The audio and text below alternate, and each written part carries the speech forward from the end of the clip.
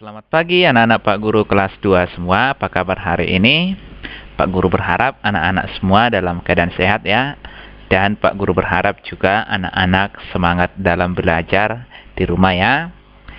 Kita lanjut lagi materi kita hari ini di pelajaran tematik kelas 2, tema 4, hidup bersih dan sehat. Subtema 2, hidup bersih dan sehat di sekolah. Hari ini kita masuk pembelajaran yang ke-6 ya, yaitu mengenal sekolah adiwiyata dan cara mengelola pekarangan sekolah. Seperti biasanya, anak-anak, Pak Guru membuka bukunya halaman 60 pembelajaran yang ke-6. Kita masuk ke materinya ya. Pak Guru berharap anak-anak semua membuka bukunya di rumah. Sekolah Ebo akan mengikuti lomba sekolah adiwiyata. Tahukah kamu tentang sekolah adiwiyata? Nah, mungkin anak-anak Pak Guru baru pertama kali mendengar istilah adiwiyata atau sekolah adiwiyata. Nah, anak-anak ada yang sudah tahu apa itu sekolah adiwiyata? Nah, coba kita baca bacaan berikut. Bacaan berikut menjelaskan sekolah adiwiyata. Nanti boleh sambil dibaca bukunya halaman 60, di situ juga ada bacaannya ya. Kita baca bersama. Sekolah adiwiyata. Sekolah adiwiyata adalah sekolah yang peduli lingkungan. Lingkungan sekolah adiwiyata harus bersih, indah, dan rapi. Sarana di sekolah adiwiyata juga harus ramah lingkungan. Siswa di sekolah adiwiyata harus menjaga kebersihan lingkungan. Siswa juga diajari untuk mengelola lingkungan sekolah. Contohnya, siswa diajak membuat apotek hidup di lingkungan sekolah. Sekolah adiwiyata mengadakan berbagai kegiatan menarik terkait lingkungan. Sebagai contoh, lomba kebersihan dan pemeliharaan taman. Sekolah juga mengadakan kegiatan ekstrakurikuler terkait lingkungan. Contohnya pramuka. Kegiatan tersebut untuk menarik minat siswa menjaga lingkungan sekolah. Nah, itulah tadi sekolah adiwiyata. Nah, sekarang anak-anak sudah tahu apa itu sekolah adiwiyata? Sekolah adiwiyata itu adalah sekolah yang peduli lingkungan sekolah. Jadi sekolah itu bisa dikatakan sebagai sekolah adiwiyata jika lingkungan sekolahnya harus bagaimana? Harus bersih, indah, dan rapi. Baru disebut sekolah adiwiyata. Sarana di sekolah harus ramah lingkungan. Nah, siswa-siswa di sekolah adiwiyata harus menjaga kebersihan lingkungan. Nah, tentu anak-anak Pak Guru semua sudah tahu kan cara menjaga kebersihan lingkungan? Ya, caranya yaitu dengan menyapu halaman sekolah ataupun menyapu kelas secara rutin, membuang sampah pada tempatnya. Nah, pada bacaan paragraf kedua ada di sini dikatakan apotek hidup. Nah, anak-anak masih ingat apa itu apotek hidup? Nah, apotek hidup adalah tanaman yang dapat dijadikan apa? Dijadikan obat. Nah, sudah pernah kita pelajari ya mengenai apotek hidup. Nah, contoh tanaman yang dapat dijadikan obat atau apotek hidup apa kemarin? Contohnya apa? Ada jahe, ada kunyit ya, dan masih banyak lagi tanaman yang dapat dijadikan obat. Nah, sekolah adiwiyata tadi mengadakan berbagai kegiatan menarik terkait lingkungan. Contohnya, lomba kebersihan dan pemeliharaan taman. Sekolah juga mengadakan kegiatan ekstrakurikuler terkait lingkungan. Contohnya, pramuka. Nah, di sekolah kita juga ada kan ekstrakurikuler pramuka?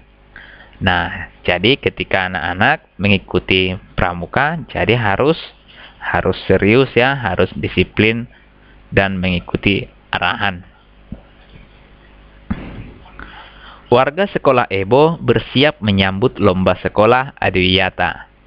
Mereka menata pekarangan sekolah agar terlihat indah. Kegiatan tersebut termasuk cara mengelola pekarangan sekolah. Nah, anak-anak sekarang sudah tahu bagaimana cara mengelola pekarangan sekolah, yaitu caranya boleh dengan menata pekarangan sekolah agar terlihat indah.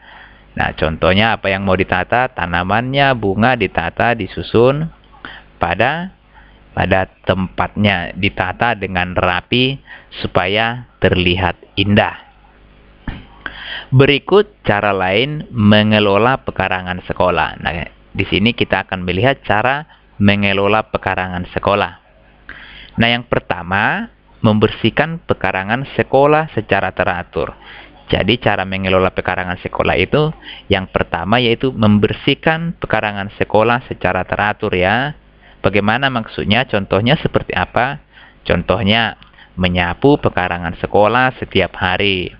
Kemudian memangkas dahan kering pada pohon secara rutin. Kemudian mencabuti rumput liar di pekarangan sekolah secara rutin. Nah, itu cara membersihkan pekarangan sekolah. Nah, kemudian yang kedua, menanami pekarangan sekolah dengan berbagai tanaman. Nah, di sekolah kita sudah ditanami berbagai tanaman ya. Kemudian menyediakan tempat sampah di berbagai sudut pekarangan sekolah. Memasang slogan untuk menjaga kebersihan. Nah, di sekolah kita sudah banyak ditanami dengan pohon-pohonan ataupun bunga, dan tempat sampah juga sudah tersedia di setiap sudut sekolah. Nah, tugas kita apa? Nah, tugas kita sebagai warga sekolah, kita harus merawat, menjaga pekarangan sekolah tidak merusak bunga ataupun tanaman sekolah. Kemudian tempat sampah tidak boleh dijadikan mainan ya. Ada yang mensepak-sepak tempat sampah, itu tidak boleh ya. Tempat sampah harus tetap dijaga. Kemudian sampah-sampah jajanan ataupun kertas harus dibuang pada tempat sampah. Nah, kemudian memasang slogan untuk menjaga kebersihan. Nah, anak-anak tahu itu apa slogan? Slogan adalah kalimat pendek yang menarik untuk memberitahukan sesuatu. Nah, contoh tadi memasang slogan untuk menjaga kebersihan. Contohnya kira-kira apa slogan untuk menjaga kebersihan? Contohnya, buanglah sampah pada tempatnya. Atau, kebersihan adalah pangkal kesehatan. Itu boleh dijadikan slogan ya. Ebo dan teman-teman bekerja sama saat membersihkan pekarangan. Perilaku Ebo dan teman-teman menunjukkan persatuan di sekolah. Jadi bekerja sama itu termasuk perilaku yang menunjukkan persatuan. Berikut manfaat menerapkan perilaku menunjukkan persatuan di sekolah. Jadi perilaku menunjukkan persatuan di sekolah itu ada manfaatnya ya anak-anak Pak Guru. Nah, dengan menerapkan perilaku menunjukkan persatuan, tentu kita akan memiliki banyak teman. Kemudian untuk menghindari perselisihan. Jika kita menunjukkan persatuan, tentu tidak akan ada lagi perselisihan ataupun pertengkaran dengan teman kan. Nah, untuk itu kita harus menerapkan perilaku menunjukkan persatuan. Kemudian manfaat menerapkan perilaku menunjukkan persatuan di sekolah yaitu membuat lingkungan sekolah aman dan nyaman untuk belajar. Nah, jika kita sudah menerapkan ini, anak-anak Pak Guru sudah menerapkan perilaku persatuan di sekolah, tentu lingkungan sekolah kita akan aman dan nyaman untuk belajar. Nah, jika tidak ada persatuan, akan sering terjadi perselisihan. Selain itu, sekolah juga menjadi tidak nyaman untuk belajar. Nah, jika tidak ada persatuan, akan terjadi pertengkaran dan perselisihan.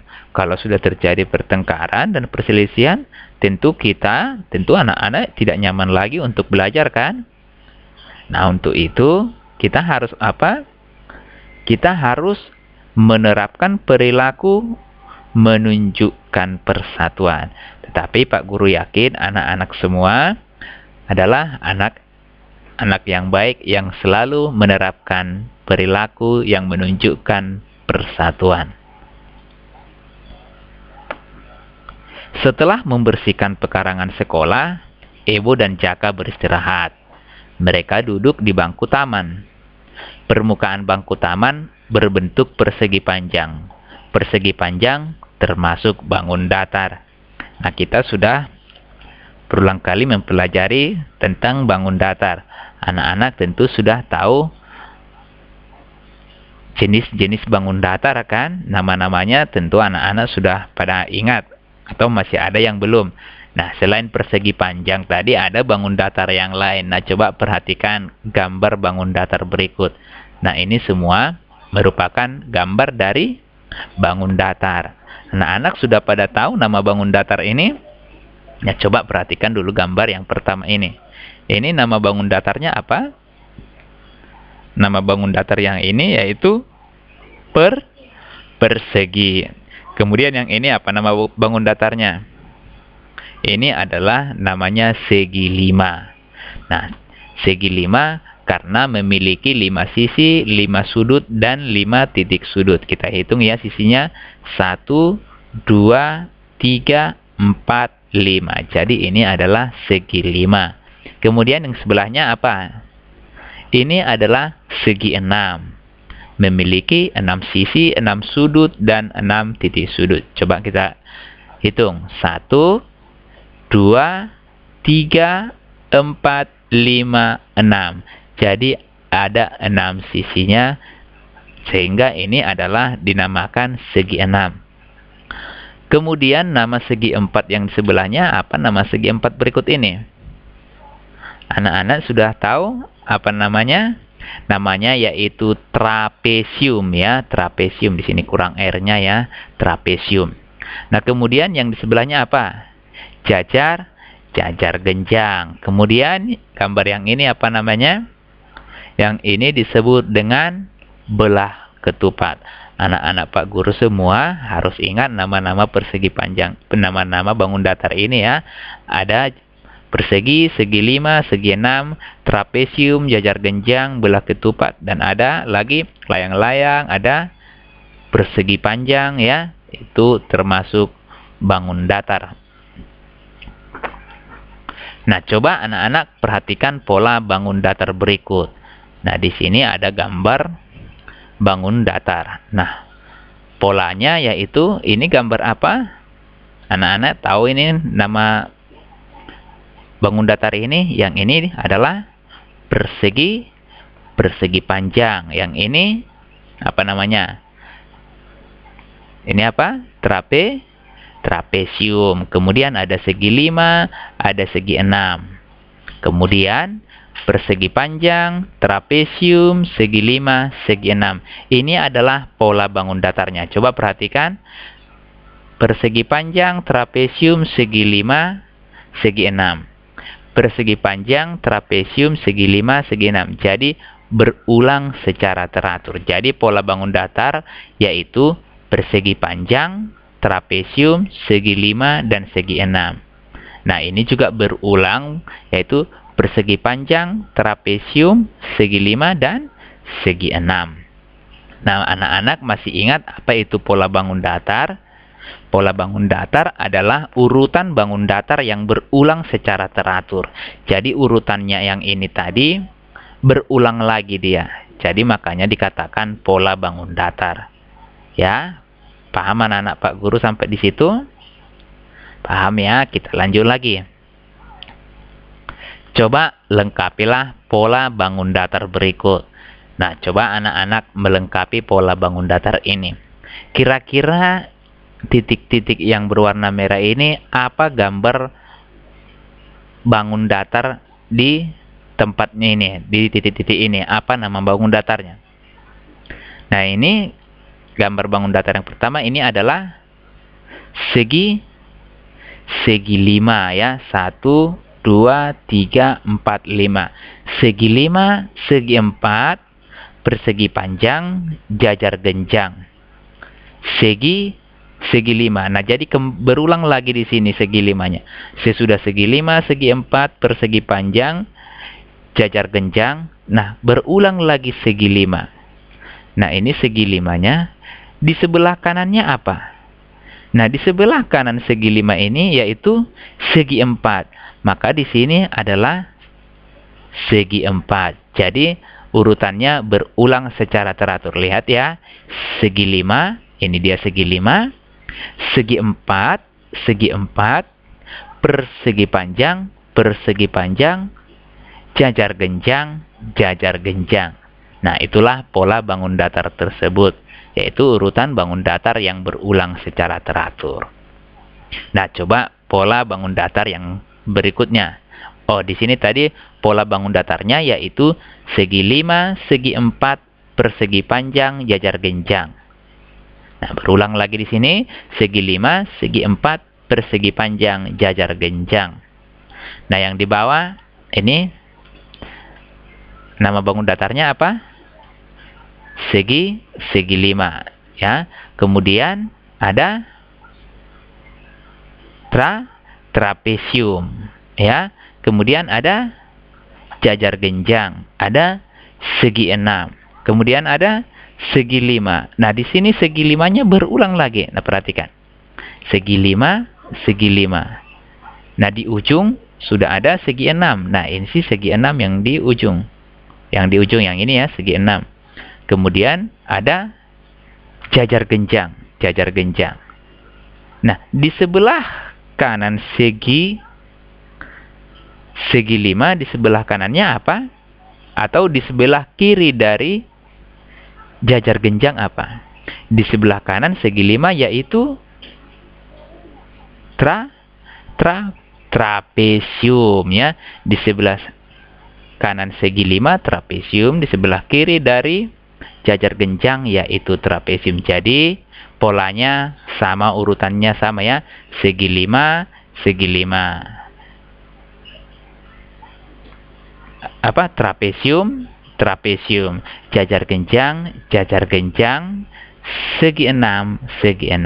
Jadi pola bangun datar di atas yaitu segi 5, trapesium, jajar genjang, dan segi 6. Berulang lagi di sini, segi 5, trapesium, jajar genjang, segi 6. Nah, begitu ya untuk melihat atau melengkapi pola bangun datar. Dilihat ulangannya atau dilihat yang mana di sebelah kirinya ataupun di sebelah kanannya.